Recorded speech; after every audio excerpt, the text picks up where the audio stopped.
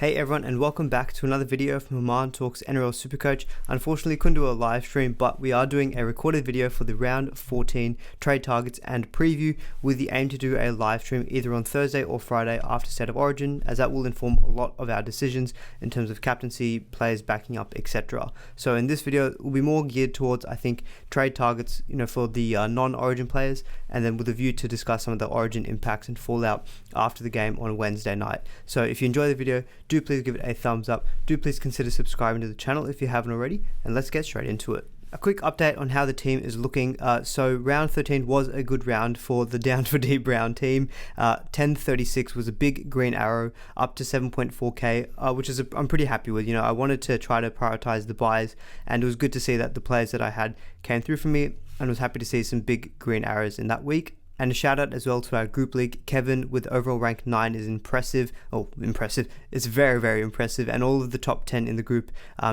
ranked 103 and above. So all doing very well. And congrats as well to Logan, top scoring for the week with 1218. Hopefully you saw some really big green arrows and your current rank at 10.5k. You must have been sitting pretty far below before that. So obviously a nice week for yourself. Now, I wanted to start the video just going through kind of an updated look at the strength of schedule. Now that round 13 big bye week is out of the way, it'd be good just to reassess the draw difficulty moving forward. And when I did my sorting, Penrith, Rabbitohs, West Tigers, Sharks, Parramatta and the Roosters all kind of formed the top 5 to 6 teams over the next little 7-week period. Now that's really telling, because we've got a very good team in the Panthers who are sitting top of that difficulty. So if you're holding on to the likes of a Taruva, if you're looking at someone to trade in, potentially like a Dylan Edwards, if you've held on to Zach Hosking, this could be a little good period that you're looking to go on in the next few weeks. Players like the Rabbitohs are still up there, but they do miss out in round 16, which isn't ideal, although I do recommend checking on your team. Round 16 does seem to be an easier bye week to cover than, say, round 13 was. So I don't think it's an awful thing if you're still looking to trade in guys from the Rabbitohs, even other players like from the Warriors, for example, or maybe the Dolphins, who do miss out round 16 but cover 19. They are still potentially good trade-in targets, because round 16 is a slightly easier week to cover, in my opinion, just by looking at your team. West Tigers have also moved up to 3rd in my list, so a few players from them like a Dream Buller, John Bateman could be interesting propositions to go for. And the Sharks, of course, if you've held on to Nicho, you'll be pretty happy to see that the Sharks are ranked 4th for difficulty in this bye period. The likes of Mulatalo, Talakai, Brent Nickera, Teague Wilton, there's a lot of options as well that are relevant from the Sharks. But sitting down the bottom, we've got some round 13 teams like the Dragons and the Cowboys, who have now gone straight down to the bottom. Dragons obviously have quite a bit of a tough run with Panthers and the Rabbitohs. The Cowboys, it's a little bit of a different story, where they've got the bye in round 15, but they do also cover round 16, which is not bad. But that round 16 game is against Penrith, but they would be missing some of their Origin players. So it might not be as difficult as a matchup as what it looks on paper. But games against Melbourne and the Rabbitohs outside of that, plus the Tigers, I'm still not looking to overly invest, I guess, in the Cowboys. But hopefully this little graphic of the draw difficulty does help inform some of your trade targets, especially if you're looking at a kind of a 50-50 decision. Now, the first topic and trade-in targets I wanted to cover was in the centre wing position, and that is mainly due to Jacob Kiraz. He's a very heavily traded in player this week. I believe he is the most traded in player at the time of recording at 7:25 on this Tuesday evening. So I pulled a couple of questions off from YouTube and off from Twitter. A couple of them: Kiraz not looking great since coming back from the injury. Thoughts on bringing in Meaney? Another question was Jared Croker to Kiraz. Now, I'll quickly cover off that Jared Croker to Kiraz question. So Croker hasn't been named this week for the Raiders. Ricky Stewart has mentioned, even at the back end of the round 13 game, that he was going to rest Croker so that he could be fit to play in the round 15 game at home at GIO Stadium for his 300th. Now, obviously not ideal for us supercoaches who are already looking at round 14 as a difficult week to cover, with Manly, Newcastle and Parramatta all on the bye. Just below me as well, you'll see the table of expected points. Just looking at what Croker's kind of season-long average is, I think it was about 49.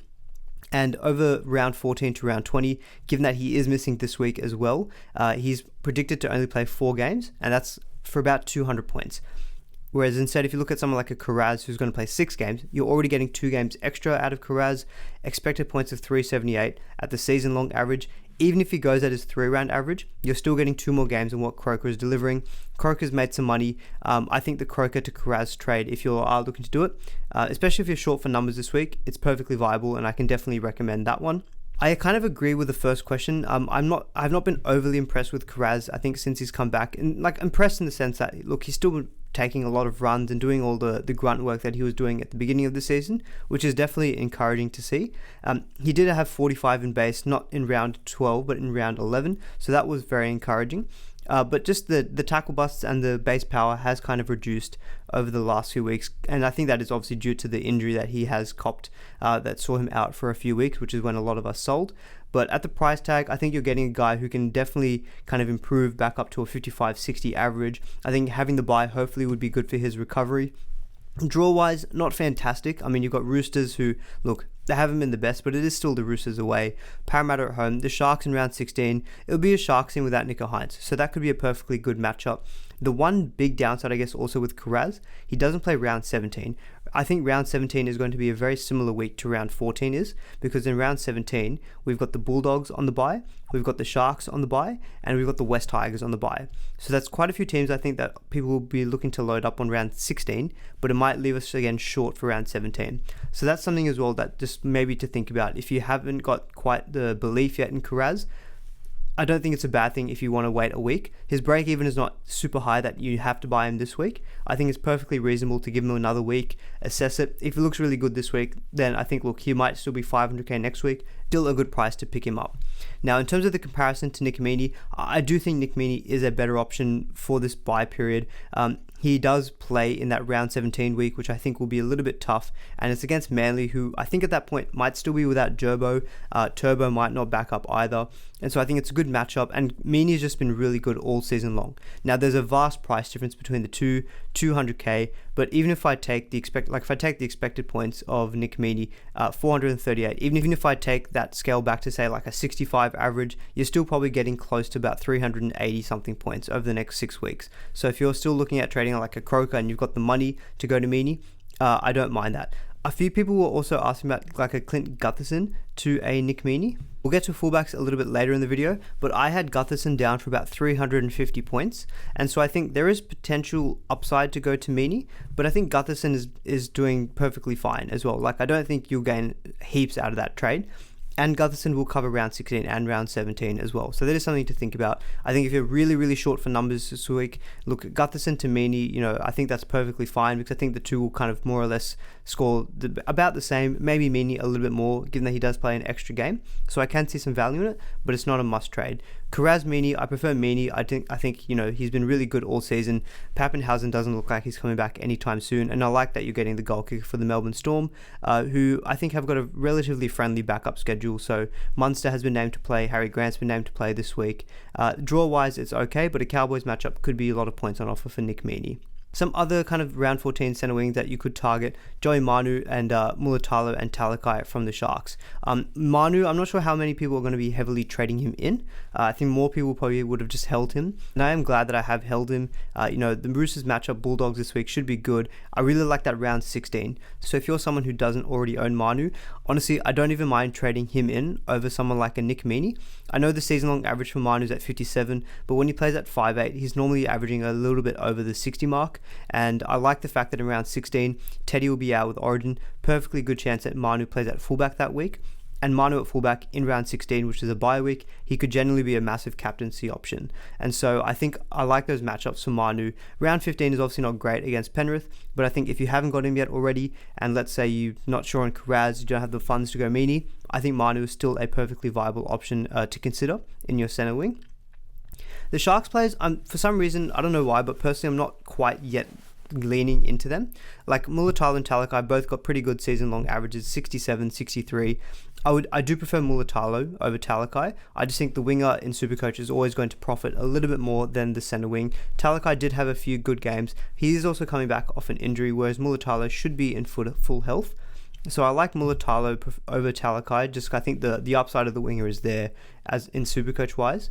Draw wise, Broncos and Melbourne, they're not fantastic games for round 14 and 15. Broncos have named their full Origin contingent this week, so it'll be interesting to see what happens post the Origin and whether the players back up. If they don't back up, probably makes me a bit more keen on going for a Mulatalo. Round 17 bye is also slightly awkward, but I can see the value in jumping on him this week. If not, he's got 102 break even. It's a relatively tough matchup. I don't even mind waiting until round 15. or even just buying directly in round 16 as it is. Now round 17 is awkward, but round 16 is a home game against the Bulldogs. That could be a lot of points on offer. And on the other side of that, you've got the Dragons, which is another great matchup. West Tigers is okay, and then Warriors still somewhat conceding Supercoach points. So Mulatalo again doesn't feel like a must trade in for this week, but one that I'll be keenly waiting on for round 15, maybe even round 16 itself. I've also included Jermaine Osako in here. I know he had a big game last week. He still plays 6 games over this bye period, but he doesn't cover round 16 for you. But I think with a still relatively low break-even of 30, Warriors and Manly are games that I'm not overly afraid of. So I think if you're still, wanting to go for Osako, I think there's nothing wrong with that, because on an expected points basis, if he keeps up this average, he'll probably outscore most of all these other centre wings despite missing round 16. Some other centre wing questions that I got, some were about should I be selling the likes of a Greg Marzu if I'm really short this week, or like a Garrick. I've put their expected points below me. I haven't actually got Garrick, but honestly, I view Marzu, Garrick as kind of season-long keepers. I was aware that they were going to miss this round 14 week, but Marzu will have a low break-even as well. And, even the 5 games that he will play over this little period, I've got him pinned for about 400 expected points. If you take his kind of season-long average of 80, scale it back by 10 points to 70, you're still looking at 350 points. It's similar enough to the likes of a Kiraz or a Manu that for me, Marzu is still someone that I would be looking to hold on to if you are umming and ahhing about maybe, making the switch from him out for your team this week. Now, the other key position I feel that a lot of people are maybe looking at doing trades this week was in the second row forward. So a couple of questions that I've got here. Someone's asked options for going from Jackson Ford to someone that plays round 16 and preferably round 19 as well. Now, looking at some of the players who do cover round 16 and round 19, so the West Tigers do. They play Melbourne in round 16 and the Sharks in round 19. The Sharks also do the same coverage of Bulldogs and West Tigers. Looking down my table here, the Bulldogs also do that as well. Although Bulldogs probably the only back row really of consideration is Preston, who a lot of us probably already own. So just looking at the couple of options that I do like, West Tigers and Sharks, I think it comes down to Britton Nicho, John Bateman, and probably like an Isaiah Papali'i, if you're looking for a round 16 and a round 19 number. Given that Jackson Ford is only priced sub 5, just a bit under 500k, I like John Bateman as his best replacement if you're looking to sell Jackson Ford. Bateman's numbers are pretty solid, 55 base power average, which is very similar to the likes of Koloamatangi, Nicho, Wilton. It's a little bit more than an Katoa, an Eli Katoa. And I think the West Tigers are just in a good place at this point in time. And 587k feels like a good price for John Bateman. He is also coming up against the Raiders, his former club, so maybe he goes even bigger for that game. I do prefer him to Isaiah Papali'i. IPAP is about 560k, so he's a little bit cheaper. I feel like I've seen more from Bateman. He looks more likely to get attacking stats, and so just from the eye test perspective, he does pass it for me more than IPAP. I know IPAP is a former gun, but in attack-wise, it just doesn't seem as though the opportunities are coming for him as much as they are for someone like a Bateman. And Bateman is also a player who can also just create those attacking stats himself. He doesn't need to have like a half putting him through a hole. Bateman can do those kind of crab runs where he kind of, busts a few tackles, offloads, and maybe gets like an offload try assist type. So I prefer Bateman to IPAP. Just circling back to Jackson Ford though, he isn't a must sell if people are considering whether they're looking to sell him or not. Because it's got a break-in of 67. He does cover this week, which is obviously very crucial. So I think if you're really short for numbers, Ford is fine to hold this week. He didn't play the full 80 last week though, and for the Warriors bench, who's been named? Mitchell Barnett has been named back for them. Josh Curran is also on the bench. That bench is looking a little bit bigger now, and it looks as though Ford, if he's not continuing to play 80 minutes, again, it could be a week where you maybe give it one more week, assess how it looks. He might get you 45 to 50, and then I think in round 16 though, probably by then, he would be a sell because he doesn't cover that round. And based on an expected points basis, he doesn't seem to match up to the likes of a Preston or a Hosking. And I've got the likes of Bateman, IPAP, Koloamatangi, etc. all outscoring him. So I think Ford is someone that you can look to upgrade, but not a must for this week by any means. Touching on that other question about is Wilton a sell? Has he topped out with that 121 break even? Yeah, look, he probably has topped out 653k. I think he was about a 400k price tag at the start of the season, so he's made over 200k. Now, I think the fact that he covers round 16 and round 19, and he's got good matchups in either of those, I don't mind him as a hold. But like, let's say for example, you're going Wilton, like Britton Nicho, in my opinion, is a better option. But we've seen with Nicho, with the season-long average of 74, it really comes down to, I think, Nicho Hynes being present in the team. I expect Hynes to back up this week and play round 14 and 15, and I just think Nicho overall will be someone who outscores Wilton over this period of time. It does feel slightly sideways, though, that you're trading to another Sharks back rower, so maybe that move might feel a little bit weird for you. If you want to go to someone different, maybe like a Koloamatangi, if you just look below me at the expected points, I've got Koloamatangi down for about 335 points, given that he plays one less game than Wilton. Wilton is 360 at his current average of 60 points. So I think Wilton is still someone who's going to be pretty good to hold on to. So I don't think he's a must sell, but definitely someone I think you can look to cash in maybe. Like if Katoa has been named this week, and if he comes good in terms of being able to be fit to play this week, you can make like over 100k going down to Katoa, who is, I think, in my opinion, a better option, and he's also cheaper, and he's also averaging more, and I've got him down for more expected points. I think just looking at my table, yeah, I've got him for a touch more expected points than someone like a Wilton. So that could be a trade that you're getting equal points, but you're getting 100k out of it. So those kind of trades, maybe a Wilton down to Katoa, maybe a Wilton down to a Bateman, I don't mind those particular moves. A couple of people did also ask about my thoughts on Koloamatangi. I think the fact that he only plays 5 of the next 7 weeks means I think there's a couple of options that I would prefer. I probably do prefer like a Bateman, maybe like a Nicho, and Katoa. But the good thing with Koloamatangi is his draw. He's got a better draw than probably most of these other teams here. I mean, Titans and Dragons this week are pretty good. So I think the way I'd view it is if you're in a good position regarding around 16 numbers, I think he's perfectly viable to trade in for this week. You can even look, if you've got a few trades that you can maybe play around with, maybe you're trading Koloamatangi this week, get him for the next 2, and then around 16, maybe you can flip him to someone like a Bateman or someone else for that matter. So maybe that's something you could look to do with your trades as well if you've got quite a few trades. If you're buying one that you're looking to hold, probably would be maybe Bateman, then I'd go in preference instead of Koloamatangi. Now, the next big talking point I think of the week is probably around the fullbacks. I know a lot of people out there are holding on to the likes of Latrell, Trbojevic, even some may have held on to Teddy, and Gutho is also a big talking point. So we'll dissect all of that in this little section here. So this question, we'll touch on Latrell first. So this was, hey man, thoughts on holding Latrell or moving him on to someone like a Dylan Edwards for the next 5 rounds. So Latrell has, unfortunately, as a New South Wales fan, been ruled out of State of Origin Game 1, and he hasn't been named by the Rabbitohs on the weekend. So if you're looking at the Rabbitohs draw there, you'll get Latrell versus the Dragons in round 14, but then he misses round 16, has to back up in round 17. Look, he gets round 18, but then he misses round 19, and then he also definitely misses round 20. So he's definitely missing 14, 16, 19, and 20. That's 4 of the next 7. So you're only getting maximum 3 games out of Latrell at a season average of 80, which he perfectly, he's definitely can pull off in games against the Cowboys, Warriors, and the Dragons. Even if you up that to 100 average, you're getting 300 points maybe out of Latrell in the next 3 games. And if you look at the table that I've got coming up on the next slide, I've got plenty of other fullbacks, I think, outscoring him. So for me, Latrell is someone who I think I'll definitely want for the run home. The fact that he misses this week, I think, does force your hand. 814k, you can make a lot of money going down to one of those other centre wings that we spoke about if you have the duels, like a Latrell Mitchell to like a Nick Meaney, pockets you over 100k, going down to a Manu maybe via duels, maybe a Kiraz. Like, I think you've got a lot of options that you can go to, and I think going to a centre wing does give you a few options that you can also create a lot of money out of.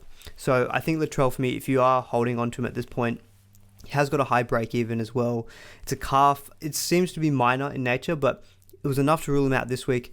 Who's to say maybe there's a setback next week? I think at that price tag, it's unfortunate, but I think, yeah, I would probably sell. Now, Tom Trbojevic, there was quite a few questions on that I think I've got on the next slide. Let me just quickly bring that up. Yes, about Gutho and Trbojevic. So this question was, if you have Gutho and Turbo in the fullback, who is more of a trade out target? Who is more of a trade out? And who should be a target? So I haven't changed any of the expected points for the likes of Turbo, Tedesco, and Reece Walsh, given that they haven't played last week, so no change in their averages and no change in what I think their expected number of games played would be. It just kind of depends on Origin. But I have Turbo down for about 230 to 310-ish points. I've got Gutho for 345. So I do expect Gutho to still outscore Turbo over this period of time. Now, just flicking back to the previous slide, so looking at Turbo, he definitely misses obviously this week on the bye, but he will play round 15, misses round 16, round 17 is tough against Melbourne. Round 18 he'll play, misses round 19, and then potentially has a chance to back up against the Cowboys in round 20. He has a 2-day turnaround in that week. So he'll definitely play, he'll definitely miss 14, 16, 19. That's 3 games that he'll definitely miss. So he'll play 4 of the next 7. Now, I've got Gutho playing 5 of the next 7. So I think it really just comes down to, Turbo averaging 77, Gutho averaging 69. Not too massive of a points gap between the two of them. And I think it really just comes down to, I think your trade situation should maybe play a factor here. If you are low on trades and you think Turbo is probably the one that you're going to want to have for the run home, I'd probably just sell Gutho instead. I personally am holding Gutho. I have him in my squad. I've got Gutho Buller fullback combination. I bought Gutho for a reason, for this buy period. So I think, for me, he's definitely someone I'll look to hold. Purely based on number of games played, yes, I'd say sell Turbo over Gutho, but just knowing the quality of the player and knowing how good Turbo also looked in that round 12 game before Origin, I think if you're really 50-50, maybe you sell Gutho instead, because Turbo is probably the guy that you're going to want to run home with.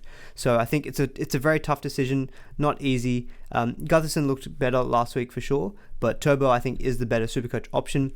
I think Gutho will be better during this buy period, but if you've got the trades that you can afford to trade Turbo and maybe bring him back, that's probably what I'd do.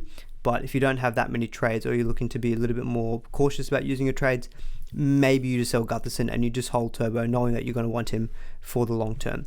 I think if you're a Teddy and a Reece Walsh owner, both of them have been named this week. I think you kind of just see what happens with Origin, but I think you hold them for the time being, because Teddy, if he backs up against Bulldogs, is great. Then he has Penrith, and then maybe you can look to reassess at that time. He's also 589k, so you would be selling him at a pretty low value. So I think if you've held on to Teddy till now, I'd probably just continue to do so, and also the same with Reece Walsh, but hopefully we can expand on that a little bit more after State of Origin, seeing how both players played and how we think they might fare if they did have to back up.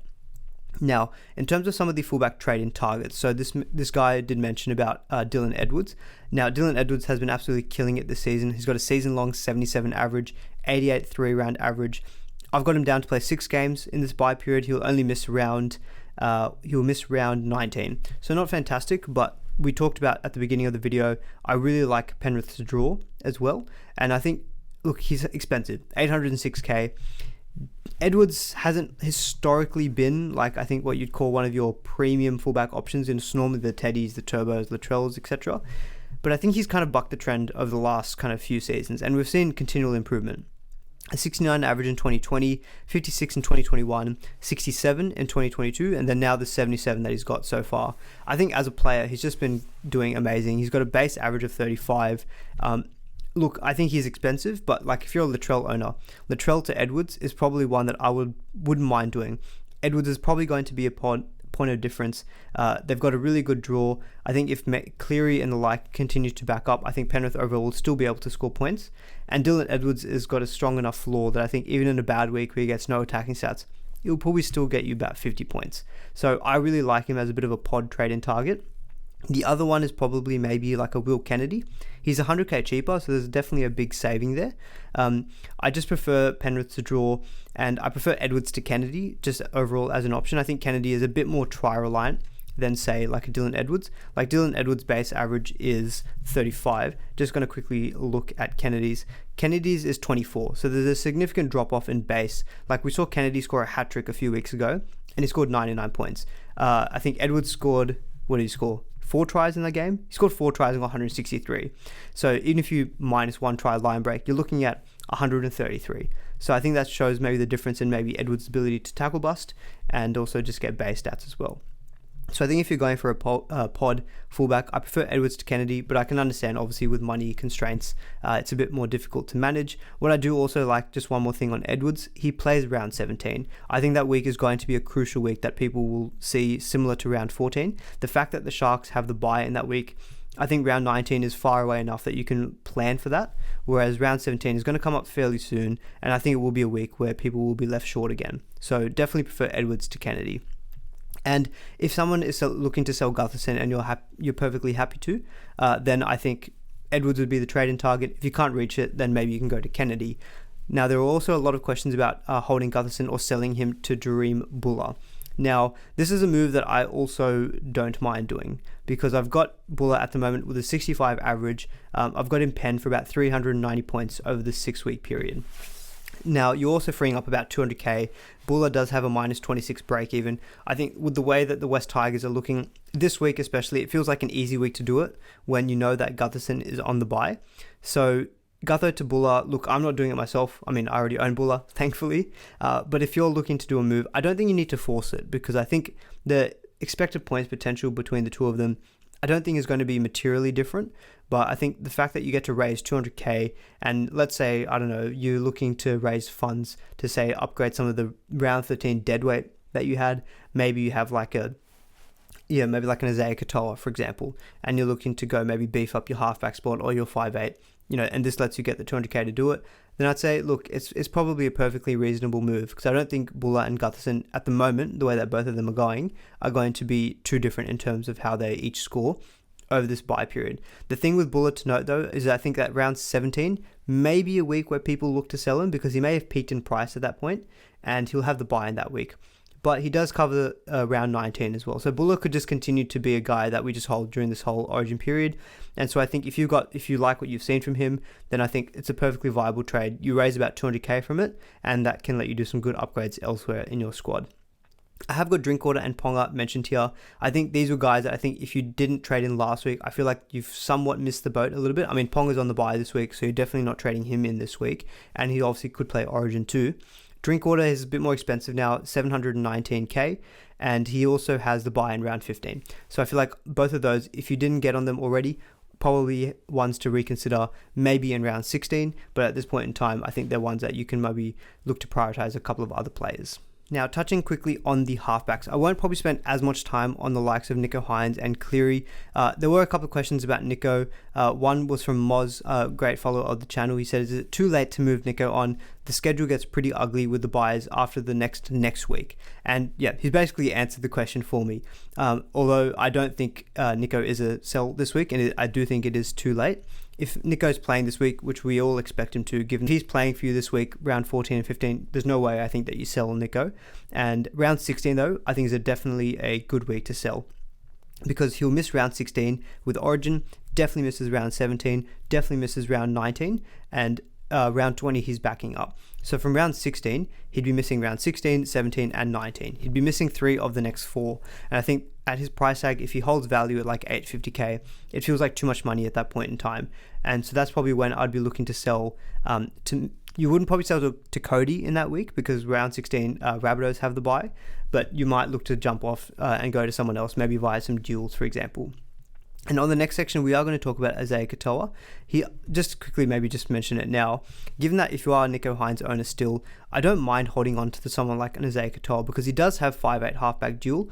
I think that dual will be really handy because let's say you hold Katoa and you've got like a Manu.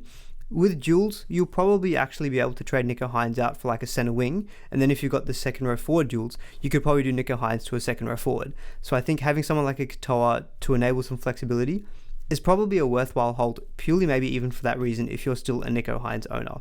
But yes, I agree, holding for this week, and round 16 probably will sell at that point. Now, this question came from SC Wolf, and this was regarding Nathan Cleary. Would you move Moses back to Cleary or just stick with it through Origin? He doesn't have Nicho either, and he does have the double up with Dylan Brown at 5'8".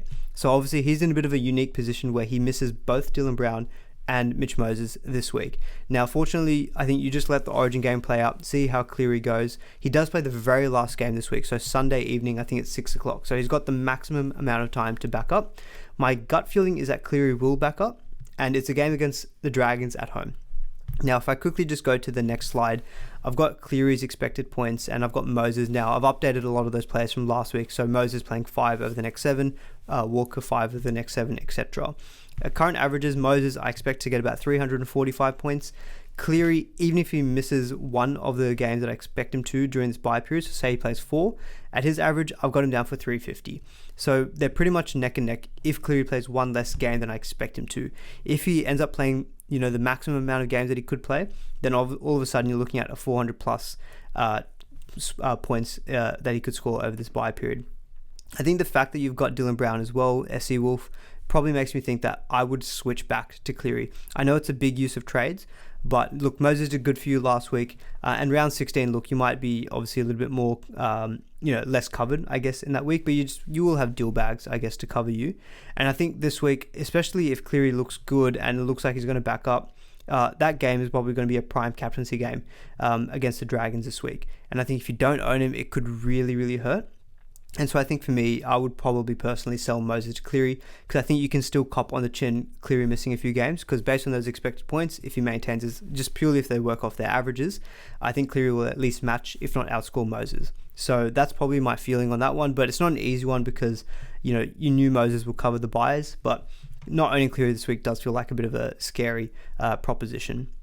Now, I've got a few other halfback options here, like a Sean Johnson, a Jerome Hughes, maybe if people are still looking at a Jerome Hughes, but probably not going to speak about this too much detail because I think most people halves, they've probably already sold Nicho last week, and if you haven't, you're probably still holding him this week. So this might be something that we touch on a little bit more closer to round 16, for example, when we look at maybe better halfback and 5/8 options if you're selling Nicho. But for now, I think that's probably all I'll touch on Nicho and Cleary. This last little section is a little bit more about Isaiah Katoa and some of the cheapy options. Now, I mentioned in the previous section, I think Katoa is still a perfectly fine hold. This week, if you have to play him this week, it's not ideal, but look, it's a game against the Warriors who, look, they still leaked like 20 plus points against the Broncos last week. So Katoa still could do okay. He probably in actuality will score between about 30 to 50. But look, it's not the worst thing in the world. And I think his duel will come in handy, especially for Nicho owners. But in terms of other downgrade options, so someone asked, is ICAT a trade? We've kind of already covered that off. But you've also asked, what cheapie should we be targeting? There were a couple of other questions as well about other downgrades. Now, there's not a lot of great downgrade options at this point in time. Some people also did ask about, are there any good kind of like one and done type cheapies? And these are the guys who come in for like those Origin weeks, just to replace the Origin star, and then they just completely drop out of the team. There was a couple from the Cowboys. I think it was Derby, however you pronounce it. He's actually not been named this week, and Sami Valemi is making his debut for the Cowboys. Because Derby actually had some decent stats from last week, but he's not been named this week, so I think that kind of ruled him out. And the only issue with going for a one and done, I think they're eventually going to nuff out. I think if you're going to go for someone who you view as enough, I'd probably just try to make sure that they have dual status just to at least give them some additional value. In terms of some other downgrades, I mean, Valence Tavare doesn't feel like a great one. You can see I've got a pros and cons below each of these guys. I mean, the main con with Tavare is Wayne Bennett. If he continues messing around playing him for 4 minutes, or 3 minutes actually, despite his insane PPM of 4 points in 3 minutes, not an option. So I don't think you'd be looking to actively downgrade to him at this stage, in my opinion, despite the negative 35 break even, because as soon as that 94 rolled out of his rolling average, that break even will shoot right up. So not one for me personally that I could recommend. If you're looking in the 5/8 spot, so specifically for Isaiah Katoa, the two that stand out are Karl Oluwapu and Luke Metcalf. I've also just realized I've got Cody Nikorima's photo up for Jake Turpin, so I'll get rid of that live in the video, and we'll do some editing in Magic, and the next time you see this, Jake Turpin will be there. Turpin is there, but we're not speaking about Turpin right now. So on the 5/8s, Oluwapu and Metcalf, he looks the better prospect in terms of he looks good on the eye. He likes to run the ball a lot. The only kind of issue I see with Metcalf is that I believe the 5/8 spot will go back to Tamara Martin when he comes back from injury, and I think he's due back approximately around round 17. Metcalf also doesn't cover round 16 if you're looking, say, for a cheapie to cover that week. So I think for me, Metcalf, despite the good price tag at 250k, I'm not personally in love with, and the break even of 20 is not like he's going to shoot up massively in price. And I think that short-term risk and the fact he doesn't cover round 16 means he's probably going to be one that I avoid for the time being. One who does play in round 16 and also in round 19 is Karl Oluwapu from the Bulldogs. He's been averaging 29, similar to Isaiah Katoa. He is 225k. The main downside I think with Oluwapu is that he's only listed at 5'8". I think a lot of us would have probably sold Nicho last week to get the likes of Cody and Dillbags. I don't think if we're holding those two, we're looking to actively sell one of those two. And I think if you're going down to Oluwapu at 225k, he doesn't feel like the kind of cheapie who's going to go have like a massive game and maybe go massively up in price very quickly. He'll kind of be like a slow burn. And I just view the 5'8 spot as a place where you want to kind of load up ideally and get more guns in that position. So again, this is another reason why I don't think there are any major standouts at the 5'8 spot that you can maybe look to trade as a Katoa to. So for me, I'm happy to keep his dual status handy in my team and probably just roll with him for the time being. Blake Wilson is someone that I've seen a few people look at as a center wing kind of downgrade option. He is center wing and fullback dual, so that is quite handy. He's bottom dollar, 200,800. The only issue again with him is that he's got job security issues, because as soon as Josh Adokar is back, the other wing is Kiraz. He's not going anywhere. I expect Wilson to drop out straight away. So I think he's someone who very quickly would become enough. And he doesn't, like, he's got pretty good stats, but I don't know. I don't think Wilson will be someone who will, again, make bulk cash that you can look to trade in and then trade out again. So I think he would just be a bit frustrating. The dual is not bad. So look, if he eventually becomes enough, if you don't own any nuffs, center wing fullback is not a bad kind of dual status. So I don't mind it in that respect, but again, probably not someone I'd be having high hopes on making a lot of money. The last kind of downgrade option is probably in your hooker spot. Now I think this is one, if you're a Sonny Luke owner, look, the draw is good, but I think Sonny Luke has been pretty frustrating, named on the bench this week. Brandon Smith is out for quite a few weeks. He picked up that injury in round 12, which was going to rule him out for 8 weeks. So, he might be back in, say, round 19. So I think during this bye period, Jake Turpin could be someone who covers round 16. He's a cheap dummy half that you can go for at 234k. It's a break even of 16, so it's not super high. So it could be, again, another chance of just waiting a week. I do believe he has played 80 minutes before at the Broncos. So if he becomes an 80-minute dummy half and we see like let's say 40 to 45 out of him this week, that might be enough for you to just say, look, Sonny Luke, switch to Jake Turpin, and Turpin might just be someone who actually can be a solid enough hold during the bye period, maybe plug a gap for you if you have any depth issues, maybe get you 45 to 50, because Sonny Luke doesn't seem as though he's ever really going to do that. So he's probably someone who I'd be monitoring again this week. So I had finished recording the video and realized I forgot to talk about Saulo, who was another cheapie that I wanted to quickly discuss. So I've gone back, added him back in, and we'll quickly touch on Saulo. He actually, to be honest, looks a slightly better downgrade prospect than a lot of these other guys that we've already spoken about. So he's averaging 31, 68 points last week, which is a really good outing from him. He was also in big minutes. He played 52 minutes, which was by far the most minutes he's played out of any other game so far this season. Beginning of the season, he was kind of coming off the bench, maybe playing like 40 or something minutes, and he was kind of scoring around the low 40s, high 30s. But if he continues to play this 50 minutes, and he based 50 in that period of time, so really good stats from last week. The Raiders do have a few forwards out. Elliot Whitehead is out for like 5-6 weeks. Hudson Young will come back, and he has been named this week. But I think Corey Horsburgh looked really good on the edge. He's been named there again this week. It seems as though he'll be there for the duration of when Elliot Whitehead is out, and that also means it causes a bit of a reshuffle. Corey Haruanara is out, so Joe Tarpany looks like he might be at lock for a few more weeks, and that then opens up that kind of other prop spot for Saulo. So Saulo's minutes actually don't look too bad over this little bye period over the next kind of 5 to 6 weeks. 251k, second row forward and front row forward. It is a very handy duel. Look, I don't think he's actually the worst downgrade option. I own someone like Matt Dury. He's not going to really be an option for me, I think, moving forward. So, him to Saulo is like a straight swap. And, break even of 2, Saulo will make some money. And he had a score of 10 from the week prior. I think when that score rolls out, he should hopefully start to make a little bit more money. And so don't mind him as a downgrade. He's not at a break even that you have to get him this week, but he will obviously start to go quite a bit up in price. I think if you're looking for a downgrade in a second row forward or even your front row forward, he's probably the man that I'd be looking for. He won't cover round 16, but if he continues and to hold his place, he will cover you from round 19 at the very least. So that's it, guys. I'm not going to go through my team or round 14 captaincy at this stage, because I think one of the biggest captaincy standouts this week is Nathan Cleary. I kind of just want to see what happens with Origin and if he looks like he's going to back up, because I think that will change a lot of our kind of perception as well about captaincy this week. So I wanted to save that for the live stream a little bit later in the week, but hopefully this video was helpful for you just in terms of the other round 14 trade targets. If you did, please give it a thumbs up. Please do consider subscribing as well to the channel if you haven't already. See you all a little bit later in the week, and go the Blues.